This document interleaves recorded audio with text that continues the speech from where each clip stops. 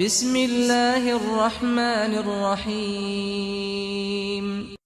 Au nom d'Allah, le tout miséricordieux, le très miséricordieux. En vérité, nous t'avons accordé une victoire éclatante, afin qu'Allah te pardonne tes péchés, passés et futurs, qu'il parachève sur toi son bienfait, et te guide sur une voie droite, et qu'Allah te donne un puissant secours. C'est lui qui a fait descendre la quiétude dans les cœurs des croyants, afin qu'ils ajoutent une foi à leur foi.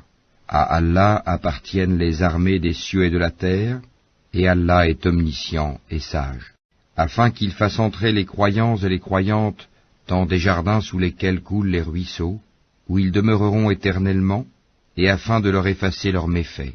Cela est auprès d'Allah un énorme succès. Et afin qu'il châtie les hypocrites, hommes et femmes, et les associateurs et les associatrices, qui pensent du mal d'Allah, qu'un mauvais sort tombe sur eux. Allah est courroucé contre eux, les a maudits, et leur a préparé l'enfer. Quelle mauvaise destination!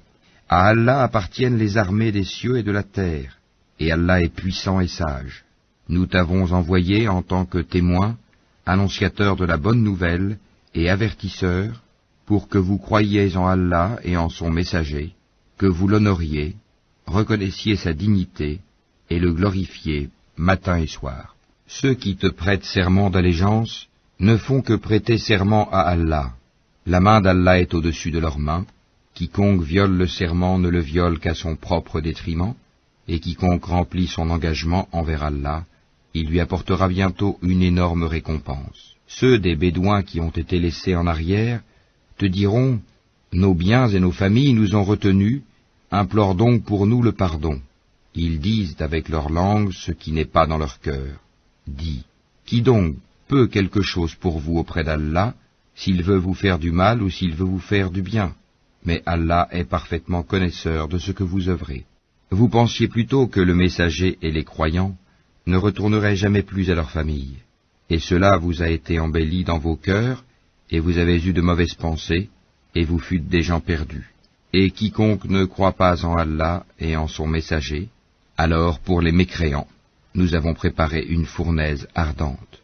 À Allah appartient la souveraineté des cieux et de la terre, il pardonne à qui il veut et châtie qui il veut.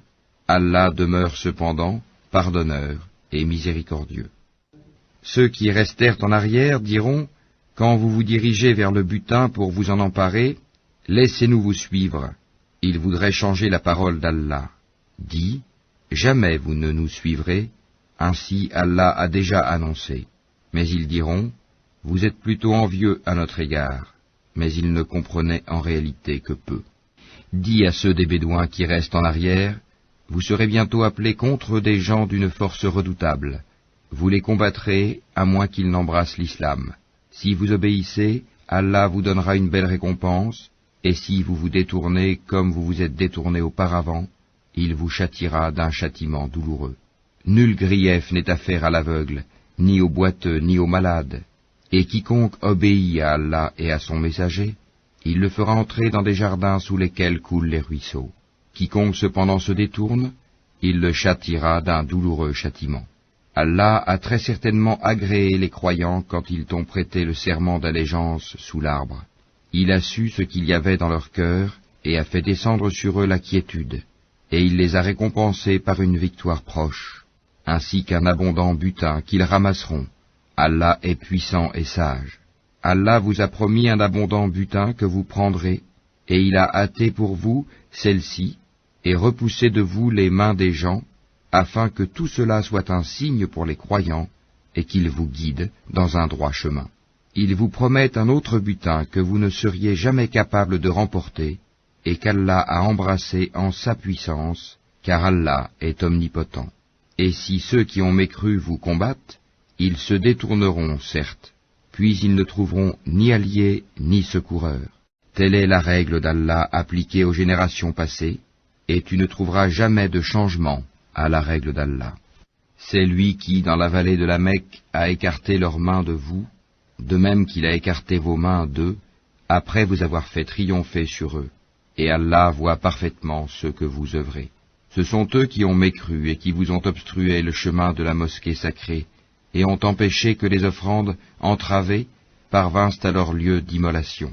S'il n'y avait pas eu des hommes croyants et des femmes croyantes parmi les Mécois, que vous ne connaissiez pas, et que vous auriez pu piétiner sans le savoir, vous rendant ainsi coupable d'une action répréhensible.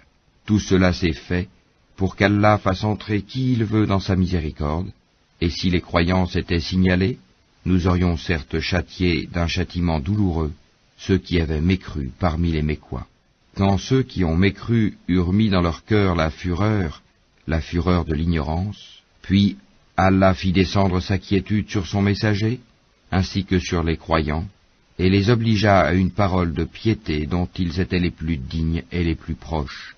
Allah est omniscient.